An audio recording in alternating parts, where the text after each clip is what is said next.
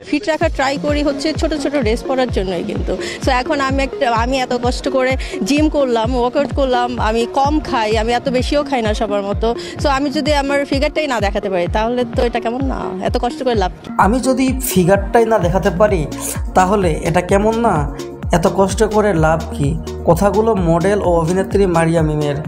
সম্প্রতি শেষ হওয়া সেলিব্রিটি চ্যাম্পিয়ন ট্রফিতে অশ্লীলতা ছড়ানোর অভিযোগ উঠেছে তার বিরুদ্ধে।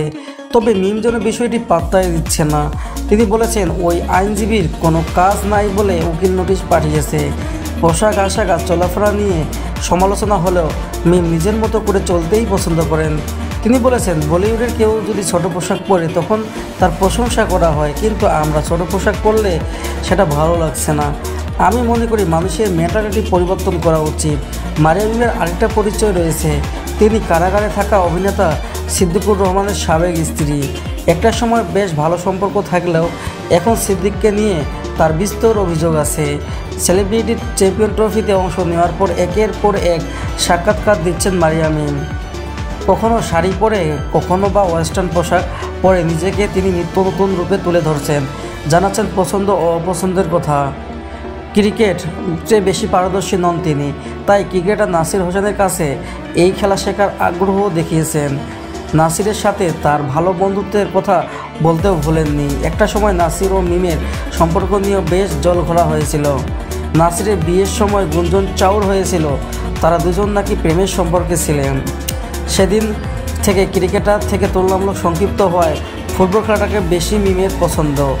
তিনি আর্জেন্টিনা ও মেসির ভক্ত। মিম বলেছেন মেসির সাথে তার দেখা হয়েছে, তারা একসাথে পার্টিও করেছে, কিন্তু ওটা যে মেসি কেউ নাকি তাকায়নি। বলে রাখা ভালো, মারিয়া মিম স্পেনের নাগরিক। সচরাচর কোনো কাজ না থাকলে বা প্রয়োজন না থাকলে তিনি বাংলাদেশে আসেন না।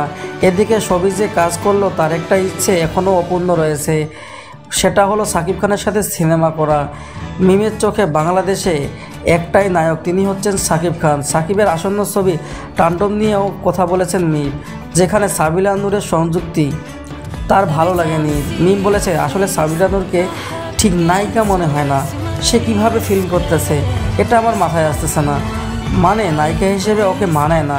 নিজের ইচ্ছে থাকলেও সাকিব খানের সঙ্গে কোনো সিনেমায় আলাপ নিয়ে কথা বেশি বছর এগেনি। তবে তিনি দাবি করেছেন সাকিব খানের সাথে সিনেমার প্রস্তাব একবার তার কাছে এসেছিল, কিন্তু তিনি বিদেশে থাকায় সেটা করতে পারেননি। একটা সময় মারিয়া মিম ছিল সংসারী, নিজেকে সন্তানের ও মানুষ করা নিয়ে ব্যস্ততা কেটেছে অনেকটাই। সন্তান বড় হওয়ার সঙ্গে সঙ্গে ভাবলেন নিজের ইচ্ছাটাকেও সে শান দেবেন, ফের ফিরলেন বর্ণিল দুনিয়ায়। কিন্তু এতেই স্বামী সিদ্দিকের সঙ্গে দ্বন্দ্ব তৈরি হয়ে যায়। মিমের অভিযোগ সিদ্দিক তাকে গৃহবধূ করে রাখতে চেয়েছে, কিন্তু তিনি চেয়েছে নিজের মতো করে জীবনকে উপভোগ করতে, আর নিজের সেই ইচ্ছাকে তিনি দমিয়ে রাখেননি। মারিয়া মিম বেড়ে উঠেছে স্পেনের বার্সেলোনায়। অভিনেতা সিদ্দিককে ভালোবেসে বাংলাদেশে ভেবেছিলেন। এরপর 2012 সালে সিদ্দিকের সঙ্গে বিবাহ বন্ধনে আবদ্ধ হন। 2013 সালে এই সংসার ভালো করে জন্ম নিয়ে তাদের ছেলে আরশ হোসেন। ভালোবেসে সিদ্দিককে বিয়ে করলেও 2019 সালের শেষের দিকে ডিভোর্স হয় তাদের। বিচ্ছেদের আবেদন মিমেই করেছিলেন। এর আগে অর্থাৎ 2018 সালে দেশের সবিজ অঙ্গনে পা রাখেন মিম।